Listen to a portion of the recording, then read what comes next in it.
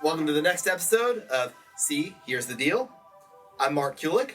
My normal co-host, Mario Gibson, is taking a back seat for this one. And we have a special guest on the show today, Ben Didier. Hello. So, I'm going to give a quick intro into how you and I know each other. Okay. And then we'll just go from there. Okay. So, Ben was my former boss. True. And then, as we'll get into multiple times, Ben had a chance to be my partner in Vesta. Also true. Turned it down, and a couple years later, joined us as our COO. So today's episode, we're going to cover a hell of a good story of me and Ben. True. All right, so Ben, let's start off. Let's start off talking about our interview. Yeah. When I came to work for you. I remember. So I usually always try to leave my calls for the trip. I was out in Austin at the time. I was living in Houston, so it's like an hour and a half long drive, and started a call with Marc when I got in the road, and still was talking to him when I pulled in the driveway at home. And by then we'd already agreed on a Friday afternoon that he would start on Monday, I believe. Yeah, so well, that was a little. I think it was Thursday night we had that call. Okay. But the funny part from my angle, like knowing you like I do now, I mean, I got to set the stage for everybody here. So, for people that don't know the story, so I was working in Kansas. I never applied to work for Ben, but I had become close with a local commercial real estate broker in Lawrence. He was close with a guy who worked at the company that Ben worked for, and I had told my friend that I was interested in making a switch. So I get this unsolicited call on Thursday, one day before my 2-week notice is up at my company, on my office line, and it's Ben wanting to set up an interview. We set up an interview for like 4 or 5 o'clock, and Ben just no call, no showed. I got nothing, and so I was like, yeah, I wasn't gonna move to Austin anyway. It's fine. Then Ben called me at like whatever your ride home was. Yeah, it's like 7 o'clock. Yeah, like 7 o'clock. I'm going to finish my day. By Thursday night, you had told me that you wanted to hire me, but that I had an interview with the ownership group. All right, Nathan. Yep, I had an interview with Nathan on Friday, and then I accepted the job with Nathan on Friday, and moved out on Monday. Yep. That was the Got him. Got him. So like take us through like what was it like for you getting to that point in your life? You mean professionally or what? Yeah, professionally. I mean, you had achieved a lot. I mean, Yeah. Look, we were both young and successful, right? But you had achieved by that point more than I had. Yes, I mean, I graduated, actually goes all the way back to college, started out in student housing, actually graduated early from high school, so I was ahead of my friends. Graduated college, all the job opportunities were not in the little college town I was at. Well, also, you and I graduated, you and I finished college at really bad times. Yeah. I mean, 2010 is not yeah, the best, not a great time for the job the world was market. not on fire. Well, I mean, depending on The world was on fire. Depends on what you mean, right? The economy wasn't on fire. And so I was like, screw this. I'm going to find the first job I can locally, stay party with my friends. Ended up as a leasing manager. They found out I was capable of more pretty quick, kept giving me more. And then they said, hey, you want to go out to Mississippi, run your own site? I thought, well, it's a better opportunity than I expected getting out. I'll probably take it. Did well there, gave me another property, did well there, gave me a development, promoted me to corporate, moved to Houston. By the way, though, Ben just skipped a lot, and I think, but one of but one of the things that I think, look, I there are people that always ask me for advice, right? Like my Facebook, I'll get a couple hits every once in, people I don't know, people I do know. Hey, I want to better my career. Like, what advice do you have for me? But I think some of the most valuable advice I've ever gotten in my career comes from your story. So you take a job, you started out where? In Auburn, Alabama as a leasing manager. All right. Where was your first job as a property manager? Hattiesburg, Mississippi. Where was your next job? Austin, Texas. Next job. Fort Collins, Colorado. Next job. Houston, Texas. So one of the things that like I learned from you is if you want to be truly successful, you got to move. Gotta go where the opportunity is. You got to go where the opportunity is. And I know that you have mentored so many people over your career, and that is advice that you have continued to give people. Yep. It's one of my favorite lines that seems to resonate with people is I tell them, you're open to what opportunities within your state just to make it easy and make the math easy. And they say, yeah, okay, so there's 50 states in the United States. You're open to anything in your state because you want to stay close to home. Yeah.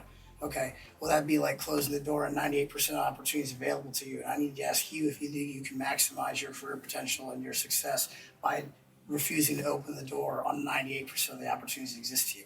I mean, it made so much sense to me when you talk to me about that. And I think it's like the best advice, right? Like, if there's an opportunity, don't. That's how the world works today. It's right. not, you don't stay in the same town anymore. Yeah, no, I mean, and you have to be ready to take something on that maybe you didn't expect. Yep. Okay, so now you're at corporate. Now you're at corporate. Yep, so now I'm in the corporate office, and that's, obviously you expand your portfolio, and that's when I realized very quickly that I can't handle my workload anymore. At the site level, you can manhandle a property by yourself. Your staff can be subpar, you can get it done. At the regional level, and that's where I think a lot of people make their failure at that position change, is that they can't cultivate, train the team, develop the team they need so that they can do their job effectively. And you can't, the portfolio is too big. So that's when I realized quickly that the keys to success are building and developing your team. Along the way, I found that if you invest in people from a mentorship perspective, they'll tend to follow you and invest back in you and your success. And so I became well known as somebody that people like to work for. Yep. I became well known as someone who's very able to relocate people across the country. I moved people from Florida to Washington to South Carolina. By the way, y'all, no one has lived until they've gotten a Ben full court press of why you should take a job in another city, and he'll break it down for you by the economics. He'll be like, all right, taxes are this in your city, rent is this, I'm offering you this. I mean, it's impressive. Overwhelming with facts. Yep. We've seen it firsthand at Vesta because, there was somebody we were recruiting that had a job offer in Phoenix. And the job offer in Phoenix was like 10 grand more than the job offer from us. And Ben just went at her with like, okay, but this is your cost of living in Phoenix. This is your cost of living here. This is the value of a free apartment with us. And by the way, at the end of the picture show, we're about $25,000 a year better than they are. Yep. It's great. I It's a work of art. They got to be able to put money into their IRA now, and if you can't maximize that, that's what they lose at the end of that. Oh, well, great. So you've even added to right, it. $5 grand in your 20s goes a lot longer than $5 grand in your 40s. It's called compound interest. So, and people appreciate that education. Sometimes. There's a lot of them. Sometimes. You're right. Sometimes. For a lot of people, they're never told those things. Yeah, for sure. They never think about it. They never think about it. No, for sure. I mean, that's certainly true. I don't think people think about. I oftentimes don't think people realize when we give them free rent at an apartment. I don't think they realize what that means. Yeah. So just got promoted, trying for a first kid. Kids really make you think way further in the future. And I think, I got a really good thing going here. I had the same fear a lot of people have when they go to start a business too, is I'm not ready.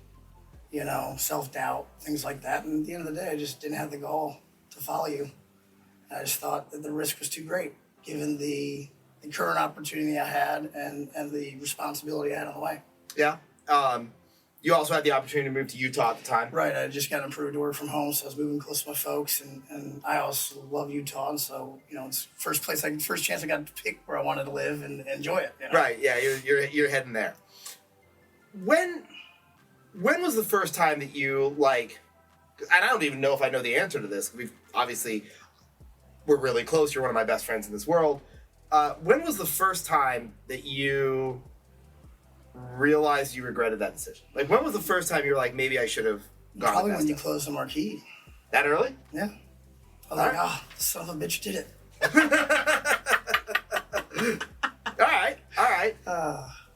But it took a while for you to come along. Yeah, well, I was still focused on. I didn't think that I'd squandered. I still felt the opportunity I had was good and it was working out for me. And they switched me to the biggest client and they had me training with the board of directors and to take on a president role. And I thought my career here is secure. This is where I want to be. And yeah, so I mean, but obviously as I watched your success, I regretted it more and more. I mean, I guess my trip to Houston when my dad and I went to the opera together Yep. was because I think we had closed on not only Marquee at that point, but we'd also closed on Thrive. Yeah. And I remember sitting at the hotel bar talking to you, and you were like you were asking me about like financing questions, like underwriting questions, and you were like, God, like a year ago I was giving you advice. Right. Yeah. No, it was. I was like, how did you learn all this so quick? So you had some desire to start your own shop. Yep. Obviously, you and I spent a lot of time back then trying to figure out if the right move for you was to come join us at some point, start your own firm. What was the most exciting thing about the idea of starting your own firm for you? I just control, I think, and I mean, obviously there's the financial opportunity of it. Sure. You and I are both two people that are highly motivated by money. Absolutely. Yeah. I actually recently told somebody that I look at like career and work as a game. Yeah. And the score is how much money you can make. Look, and I'm very competitive. Look, we're in a business, right, where like we're in a weird spot in that business, and I've been writing blog posts about this, right? But like for our investors, for us, that's it, right? There's one way, I think from an investor perspective, like, and your dad's invested, your parents have invested with us, my parents have invested with us. Like from an investment perspective, a deal's good that ends well. Right. A deal's good that makes money. Right. And I think that in our business lives, you and I both agree, like if you make money, like that makes all the stress, all the hassles, what are we doing everything worth it. There's that other side of our business though, which is our residents. I and our staff. On our first I think it was the first podcast. I had an upset resident send me a message on Facebook. It said, "Does making your money when you buy mean not taking care of my work orders?" Right. And I'm first of all, I'm like, well, I don't know who this person. I said, I'm so sorry. Like, please tell me more about your situation. And I think I realized in that moment though that like, it's not when we say we're motivated by money, that doesn't mean that we're motivated to shortchange our residents. No, actually on the contrary. We don't make money that way. We only make money if our residents are happy, right, successful in their own right. And I think that that's something that gets lost in when we tell people that we're motivated. And I'm on this because prior to starting Vesta, I thought everybody was motivated by money. Yeah. I just thought that was like a prime motivation, like make money, take care of your family. Like I thought that's people's motivation. Yeah. And there are some people that say, there are some people that say my motivation is to travel, see the world. Okay, you going to do that without money? Right. How? How? Yeah, exactly. Plane tickets are only getting worse.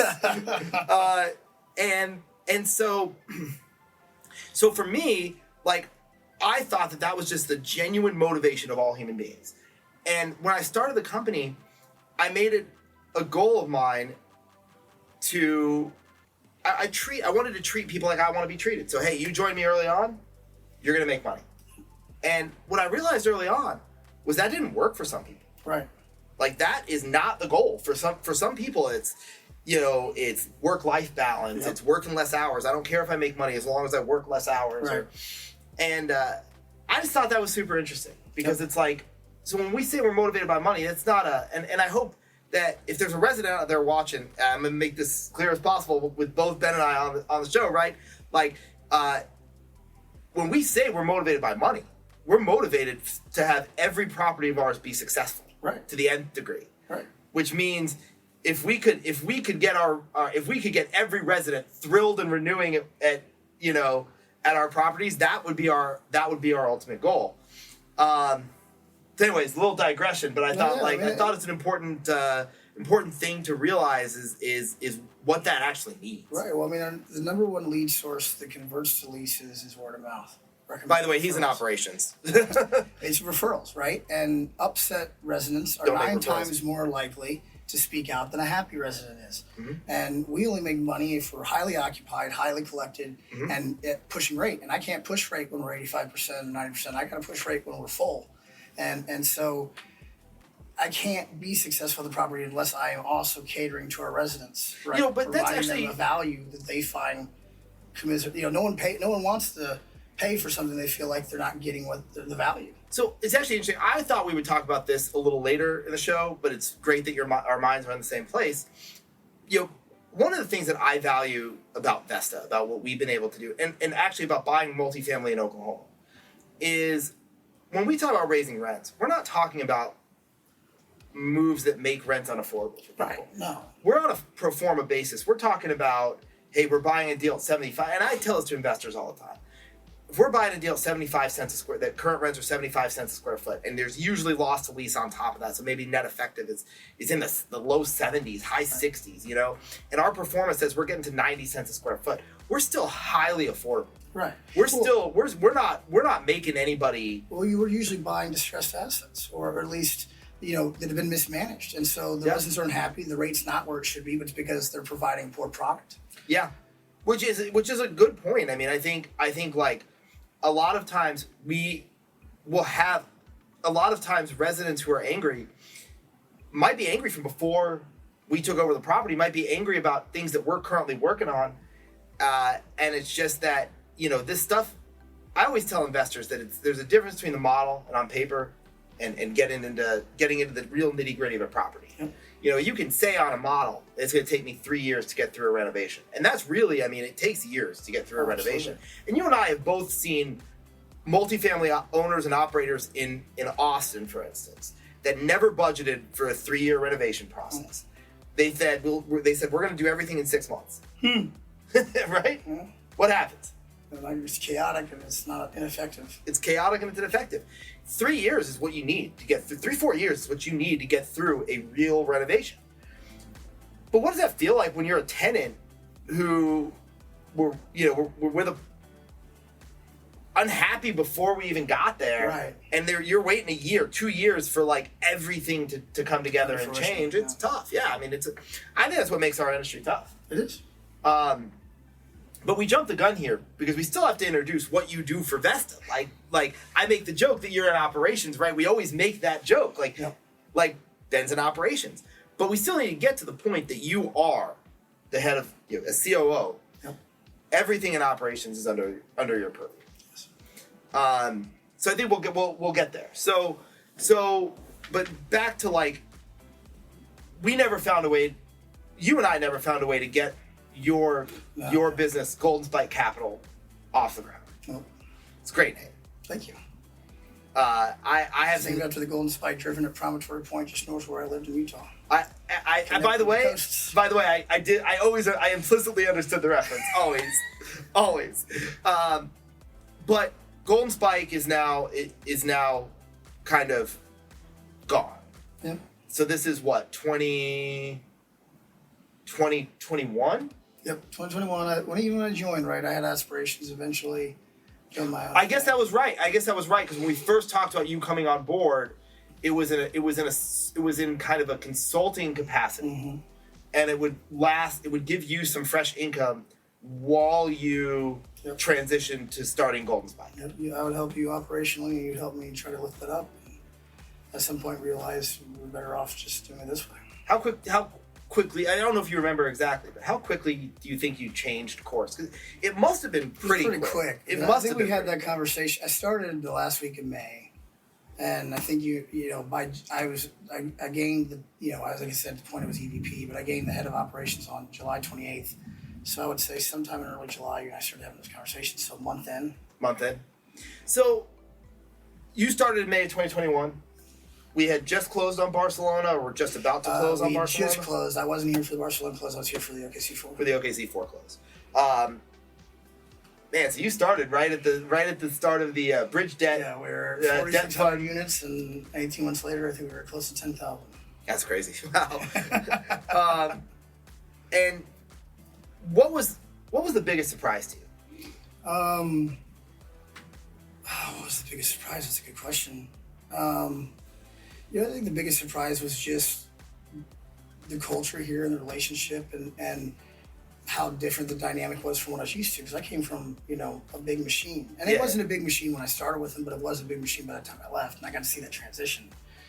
And so actually I kind of had a pathway. And so when I jumped in the role, I kind of had a pathway, and you actually stopped me at one point. And you're like, hey, I want you to bring in the structure and organization to take it to the next level. I don't want you to bring in that corporate culture that everybody's so used to. It's really important we maintain this. And, obviously I'm all for that too. And it's just, I was following what I had seen. Yeah. And so I think that might have been the most surprising, was how much you wanted to hold on that. And the thing is, I did too. I just didn't know if we could accomplish both at the same time. It was a pipe dream, right? Like, I thought my career would go from, I always liked acquisitions and dispos. I always liked that part of the business. I always dreamed that my career would go from on-site management to joining some firm's acquisitions department, right? But I had this dream that if I ever owned my own company, we'd have like Nerf gun fights on Friday, right? Like I initially, even when I started Vesta, the dream of Nerf gun Friday was dead. But when I started the company, I still had aspirations that maybe we'd be like Google and, no work hours. As long as you get your work done, doesn't matter if you're working, if you're a night owl, work at night. And I had those aspirations. So I had to come back down to earth a little bit pretty early on before you joined, and just understand that like all of those ideas are fun, and it's a world that I would want to live in, but it's just not a world that we're ready to live in, right. Particularly in this industry. Yeah, this industry's so hands-on. Right, this industry's so hands-on. This industry it's like, this is like, I feel like property management is like an old school, like you have to work a full day. There's no such thing as you're lucky to get a lunch break. There's no cruise control. Yeah, there is zero cruise control. And operations is demanding. That's why it pays well. That's so true. I mean, and by the way, I mean, I think that as a launching, you and I have both been there. Once you realize how much money firms pay, right? Even property managers now, but back when you and I were coming up, it was more regionals were the first time where you made that level of money. You start to think like, oh, this is a great industry to be in. Right. Like, opportunities there, but it's the stress. But it's the stress. I mean, you put up with the stress. You put up with the hours. The hours. I mean, look, even as a property manager, you're so responsible for what goes on around you. When you get up to C-suite, I mean, everything's your problem. I know you and I feel the same way here, but I've had people over the years say, well, I didn't want to bring this issue to you because I feel like it's beneath you. And I'm like, no. Yeah. There's no issue beneath me. Right. No, absolutely. So your earliest surprise is kind of that culture mentality. Yep. What was your favorite or most memorable close you've been? I asked Miranda the same question. What was your favorite or most memorable close you've been a part of? I think it's Putnam Green. Why? Because we have this picture. It's on our website. It's one of my favorite pictures. But it had a Kelsey, Corey, and Parth in it, right? And I had recruited Corey from North Carolina. I had recruited Kelsey from Arkansas. And I recruited Parth from Spokane, Washington. These guys had worked with me for 3 to 5 years each. They've all moved more than one time for me. And here they are jumping ship from other companies to come help me on this crazy ride. And, I just felt, that was just a memorable close for me. I remember taking that picture thinking, you brought your people with you. I was fortunate that they had enough faith in me to follow me. And I was fortunate to have them. And I liked that close. And I just remember we're building the team here. I like that. That's cool. That's really cool. I didn't realize that. So, but it is. I mean, one of the first things you did was you brought so many people over. This is going to be a personal topic, but I think it's kind of a great segue from what you just mentioned. Yeah. Let's talk about the fact that didn't work out. Yeah. So Ben, how many people did you bring on that haven't worked out? No. Just that first. In general. That first 6 months. First 6 months. Let's see. What was it, 9? Yeah, I think about 9. It was like 9 people. Yep. And today, only one of them is still with us. One. Yeah. I know we talked about this offline 2 days ago. Yeah. But like, what does that mean to you? Well, I feel like I failed them in some ways. Because, I take responsibility. That's not what we talked about 2 days ago. But go on. But no, go on. I take personal responsibility if people are going to follow me from out of state. And what I did was a mistake, which was it was based on a successful strategy I deployed before, which is bring on overlooked, hungry, ambitious. I focused on hiring attitude, people that had a strong work ethic. I can teach the rest, right? And I would. I'd have 2 or 3 of those on my team every year as a regional, and they'd be rock stars by the end of the year. And I would hand mentor them and put so much effort into their development. The problem I made here was a misjudgment of my time allocation. I brought in all people, no experience, and then didn't have the time to put any development into them, let alone each one of them. Yeah. And so, because I didn't have any experience, especially out in OKC, they had no one to lean on. Yeah.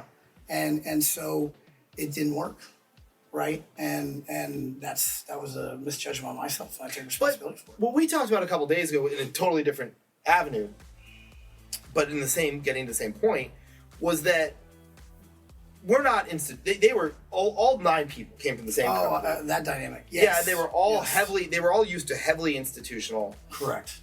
And that's not us. No. And so for people that want an institutional quality like work life, right? We're probably not the right fit. We're not. And to your point, it's funny to see that because it's definitely a matter of perspective. Because some people come in and it really bothers them. And some people come in and they're just overjoyed that they finally found another place that's like what they were trying to get back to someplace else. Yeah. Which we've had that experience very recently with one particular company. Right.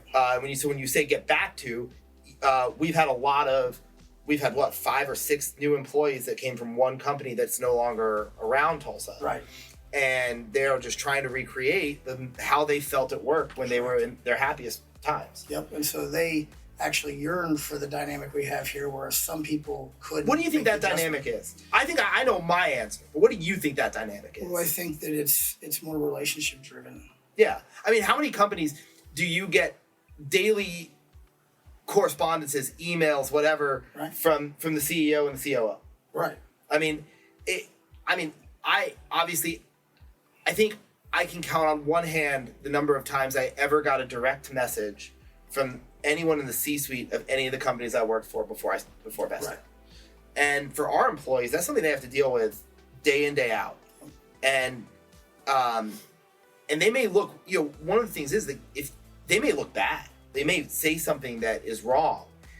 And, there are some people that I think you and I have realized like problems in how they manage our assets based on daily reports. Absolutely. So I think that adds, like, for some people, I think that that's a really exciting element. Like, oh my God, I trust I want to work closely with Marc and Ben. Right. I want to be in a company where I can work closely with everyone in the executive level. Right. I want to work in a company where, my voice is heard. Right. Well, you mentioned, you said, we sometimes recognize people in problems. We also recognize people who have potential. Oh my God, yeah. Provide them with opportunities. The amount of times that somebody like an assistant manager who we don't know that well steps up, answers a question on a daily report. There you go. And you're like, whoa, you get it. Yep. Like, you get it. And, it goes back to it's a matter of perspective. Some people look at that and think, I don't want the meddling. I don't want the oversight. I don't want that pressure. Yeah. And then you have other people who look at it and say, man, what an opportunity. Some people look at us and they think we're the biggest jerks in the world. And the thing is that we are responsible for huge amounts of money, for huge amounts of responsibility, both to our investors. We're responsible to our residents. I mean, we have our hearts on our sleeves constantly. Yep. We have our money at stake constantly. We have our reputation at stake constantly. And so for me, it's eye-opening when you have somebody on the site level who says, I'm going to stand up and take responsibility, good or bad, for what's happening on this site. And I've got your back. You don't have to worry. The only thing I ask is that you have mine too. And for those employees, I mean, yeah, you're right. They shine real bright, real fast. Yep. And then there are the others that take the, like, you guys are jerks. You guys are meddling, as you said. You're too intrusive.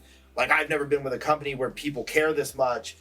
And it's like, yeah, well, I mean, that is what it's like working for us. Yep. Well, I was interviewing a regional who's now on our team, and I asked this question every interview, and people really botch it. They don't know how to answer it. But I always say, what do you think the biggest difference between third party and owner operators? Mm-hmm. And she nailed it. She's like, I think owner operator is much harder. I said, well, why do you say that? She's like, because in third party, you kind of got an out. She's like, right, you're only dealing with an asset manager who's just a hired gun, so their level of care, it's not their money, it's not their investors' money. They're just doing a job and getting to the end of the day too. And she's like, and at the end of the day, they're still approving everything. So yeah, you can give them suggestions, and they're going to say yay or nay. And at the end of the day, if it doesn't work, you say, well, you guys didn't give me the resources. Or at the end of the day, it does work, and they say, well, I approved it, and they get the credit one way or the other. Whereas an owner operator, no, it's not the way it works. You're either driving results or you're not. There's no one else to blame it on. It's not the asset manager holding you back, and it's not the asset manager that's not engaged. It's you're being held accountable for the decisions you make. You get to make your own plan. You get to run with it. It's going to be successful or not. But it's not, hey, asset manager, what do you think about these three options? The asset manager picks, and then maybe it flops, maybe it doesn't. But either way, well, the asset manager picked this option. It's the asset manager's fault. Yeah. Yeah. Yeah. It's not my fault. It's the asset manager's fault. And that's what I feel like people do to their investors too. And that's why, that's the benefit of third party. It's not that I made a bad investment decision with your money. It's we hired the wrong manager. It's the manager's fault. When I switch managers, right. Everything gonna be okay. We're flying without those nets. Yep. Right. And so, yeah, we're a little bit more intense and we care a little bit more. Yeah. There was one of our partners, I won't say which one, but one of our investment partners, when we were dealing with all the evictions from last year, all the non-payers after, kind of put in the post-COVID world, it exposed a lot of flaws in property management, not just for us as a whole. And I think a lot of the distress you see, sure, a lot of people think that if you look on LinkedIn, the distress is solely based on interest rates. Yeah. It's over-levered loans and it's high interest loans. And they don't understand that a lot of the distress in multifamily is actually from non-paying tenants. Right. That's where you really started to hurt. So I remember last year talking to these guys, and I was like, look, the eviction crisis was a real thing. We got through it. But now I've realized that the property manager at this particular site isn't cutting it. And that's the problem. And they said to me, well, you are our property manager, so you mean you're not cutting it? And I was on the phone. They couldn't see my face. I made one of those faces that you're like, and I said, well, yes, Vesta is the company that is in charge of property management. But it's unbelievable to assume that, like, it's not real to assume that we will never have a bad hire, that we'll never have a bad property manager, that we'll never make, not a bad property manager, even wrong for the site, wrong for our company, wrong for our business. Maybe a great person, maybe a great human being, but like just wrong for that time, for that role, whatever it may be.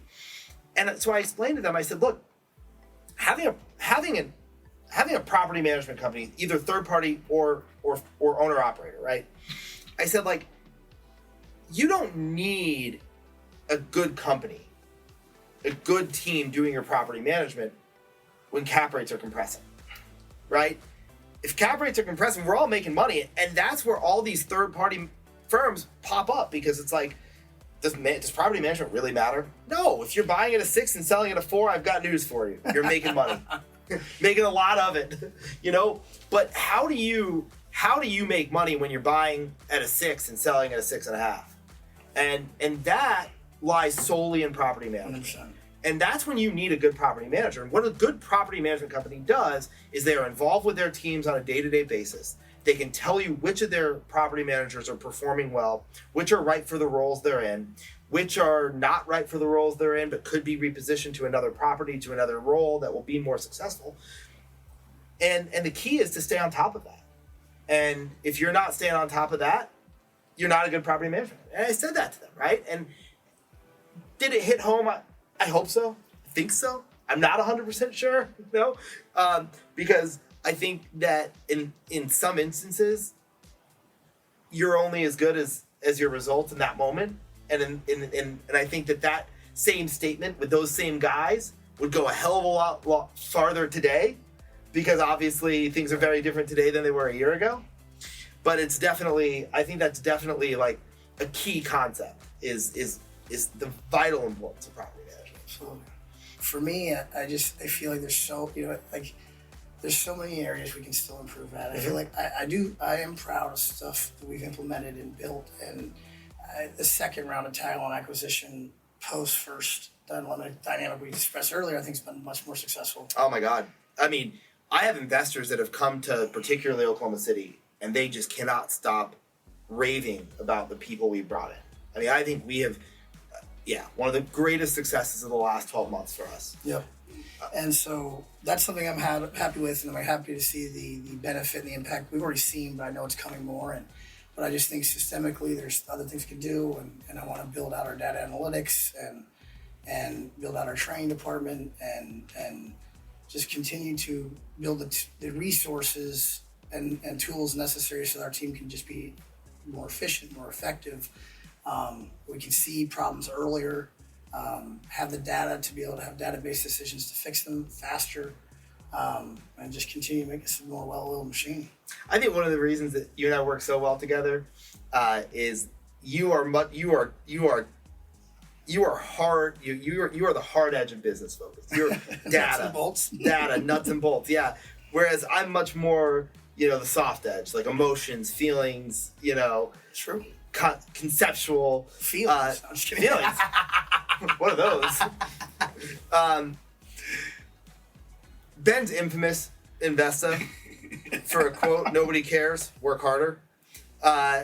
And Ben, I got to tell you, you exemplify work harder all the time. We are so lucky to have you as a friend, as a colleague, as a peer. I know that I asked you about how you felt when I offered you the position the first time, but I want you to know that I was pretty crestfallen when you didn't take it first time. And we're going to close with this, but my memory of you coming to work, of the first time we talked about you joining Vesta, was that I had asked you for permission to interview somebody beneath you. And your response was, well, why aren't you wanting to interview me? And I said, if that's a conversation we're having, but we're having that conversation, Yep. And so I just want you to know that having you be a part of this is both better late than never, and one of the great blessings of my life. I really appreciate that, and I appreciate the opportunity, and I'm happy to be here. Let's do it. Guys, this was another episode of See Here's the Deal. Hopefully next time we'll be back to me and Mario shooting it out, and look forward to seeing you next month.